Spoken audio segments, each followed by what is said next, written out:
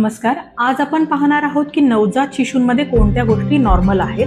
पहिलं, ही बाळं दिवसातून जवळजवळ 22 तास झोपू शकतात. बाळ फक्त दूध पिण्यासाठी उठते आणि दूध पिल्या पिल्या पुन्हा झोपी जाऊ शकते, हे नॉर्मल आहे. दुसरी गोष्ट की बाळाच्या चेहऱ्यावरती किंवा अंगावरती लाल रंगाचे चट्टे किंवा लाल रंगाचे थोडं अशी रॅश येते, याला आपण एरिथेमा निओनेटारम असे म्हणतो. तिसऱ्या ते चौथ्या दिवशी ही रॅश येते आणि पुढच्या 1-2 आठवड्यात ही रॅश आपोआप कमी होते.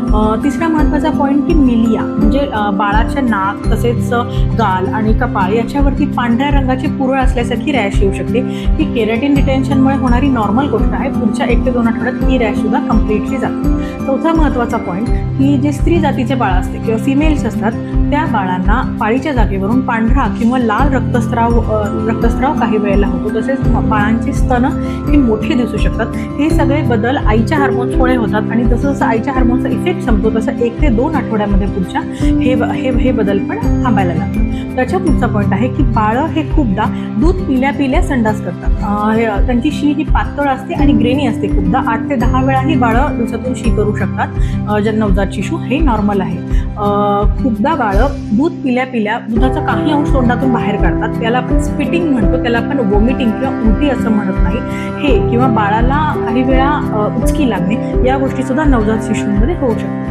त्याच्या पुढची गोष्ट आहे की रिव्हर्स स्लीप सायकल. खूप मुलं ही जन्मल्यानंतर त्यांची स्लीप सायकल रिव्हर्स असते. म्हणजे ही बाळं दिवसभर झोपतात आणि रात्रभर रडतात किंवा किरकिर करतात. कारण बाळांना दिवस किंवा रात्र, चंद्र आणि सूर्य याच्यातला फरक कळत नसतो. त्यामुळे जवळजवळ 5-6 कधी 7 महिने बाळाची स्लीप सायकल ही रिव्हर्स असू शकते. त्यानंतर पुढचा पॉईंट आहे की बाळ हे ज्यावेळेस बांधलेलं असतं किंवा कोणाच्या मांडीवरती असतं त्यावेळेस ते खूप शांत असतं. जसं तुम्ही बाळाला जमिनीवरती ठेवाल किंवा बाळाला उघडाल बांधलेलं, बाळ रडायला लागतं. याचा अर्थ त्याला काही त्रास होतोय असं नाही, तर बाळाला जी सिक्युअर फिलिंग येते मांडीवरती किंवा बांधल्यावरती ती निघून गेल्यामुळे बाळ रडतं. त्याच्या पुढचा जो महत्त्वाचा पॉईंट आहे की बाळाचे डोळे हे क्रॉस्ड असू शकतात. खूपदा बाळाचा एक डोळा एका साईडला, दुसरा डोळा दुसऱ्या साईडला जन्मल्यावरती असू शकतो. 4 ते 6 आठवड्यांनी हळूहळू हे डोळे एकत्र अलाइन व्हायला लागतात.